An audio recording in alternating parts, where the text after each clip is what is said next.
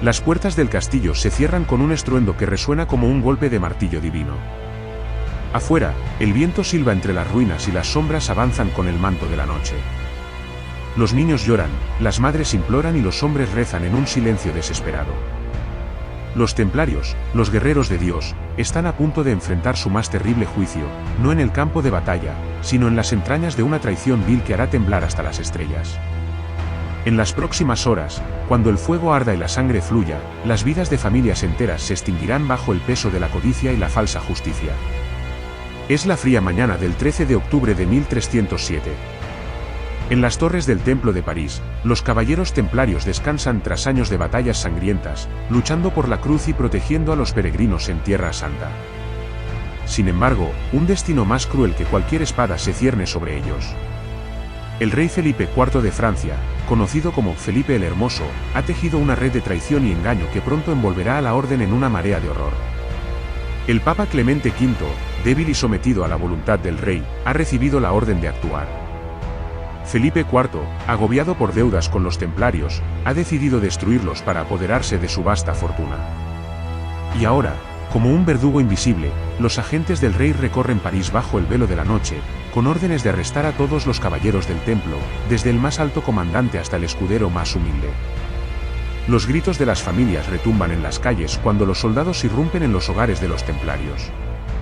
En muchos casos, no solo los caballeros son llevados, sino también sus esposas, hijos y hasta sirvientes. La brutalidad es indescriptible, los soldados arrastran a los templarios de sus camas, rompen puertas, rompen muebles y tratan a los niños como si fueran objetos desechables. Los rostros de los pequeños, pálidos de miedo, se mezclan con el polvo y la sangre en el suelo de sus hogares. Entre las víctimas está el noble Guy de Auvergne, un caballero respetado, cuya esposa e hijos pequeños son llevados por la fuerza a las mazmorras del castillo. Los niños, aterrados, lloran en los brazos de su madre, pero no hay piedad en los ojos de los soldados. La brutalidad de los operativos nocturnos no conoce límites, y el terror se extiende por toda la ciudad como una peste invisible. En los calabozos húmedos de París, la traición se despliega rápidamente. Los templarios, acusados falsamente de herejía, idolatría y prácticas impías, son sometidos a torturas brutales. Los gritos de agonía se escuchan a través de los muros, mientras los caballeros son torturados con métodos inimaginables, el garrote, la rueda, el fuego y el tormento físico y psicológico más cruel.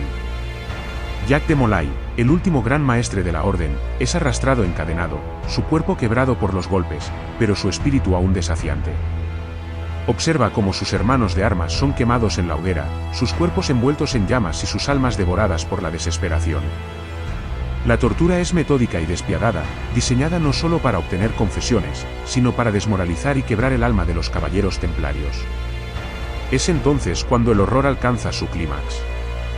El 18 de marzo de 1314, después de 7 años de torturas y humillación, Jacques de Molay es llevado a la isla de los judíos en el Sena. Ante una multitud silenciosa, es condenado a la hoguera. A su lado, el anciano Geoffrey de Charnay, otro de los líderes templarios, aguarda su destino con la misma resolución. Las llamas crepitan, devorando lentamente la carne de los hombres mientras los gritos resuenan en el aire denso. Jacques de Molay, en su agonía, lanza una última maldición: Felipe, Clemente. Antes de un año, los llamo ante el tribunal de Dios. Su voz, desgarrada por el fuego, se eleva como un eco en la eternidad. Los presentes se quedan inmóviles, atrapados entre el morbo y la incredulidad, mientras las llamas consumen todo vestigio de los templarios. El rey Felipe IV y el Papa Clemente V, como si el destino respondiera a la profecía de Molay, mueren en menos de un año. Felipe IV, el monarca que había tejido la red de traición, encuentra una muerte prematura y tormentosa, mientras que Clemente V, atrapado en la misma maraña de corrupción y debilidad, también fallece en circunstancias sombrías. Las familias de los templarios, aquellas que sobrevivieron a las brutales redadas, viven en la miseria y el destierro, manchadas por la injusta acusación de herejía. Muchos niños, cuyas voces aún resonaban en los oscuros corredores de las prisiones, nunca volvieron a ver la luz del día. Estos pequeños, sin entender las razones detrás de su sufrimiento, se convirtieron en símbolos trágicos de la injusticia que se desató aquella noche. Pero los verdaderos horrores no se detienen en las hogueras. La injusticia que se desató aquella noche de octubre perdura. La Orden del Temple, que en su origen fue una de las organizaciones más puras y devotas de la cristiandad, es desmantelada pieza a pieza, su legado difamado, sus riquezas saqueadas por una corona sedienta de poder. Los caballeros, cuya fe los había llevado a sacrificarlo todo, fueron condenados no por sus actos, sino por la ambición de un rey que no podía tolerar una deuda impaga.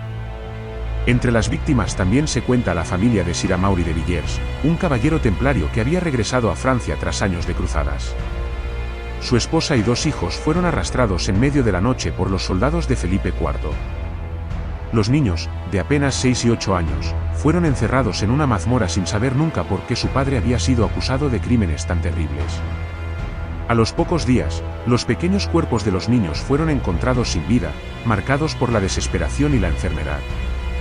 La tragedia de esta familia es solo una entre muchas que quedaron enterradas bajo el polvo de la historia.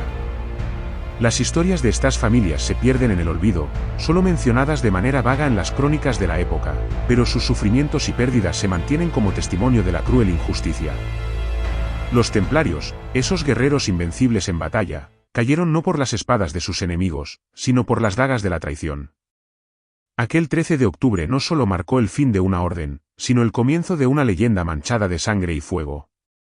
Aún hoy, el viento parece susurrar sus nombres entre las ruinas de sus castillos abandonados, un lamento continuo de lo que fue y lo que pudo haber sido. El relato de su caída se convierte en un testimonio duradero de la corrupción y la traición que pueden surgir de la ambición desmedida.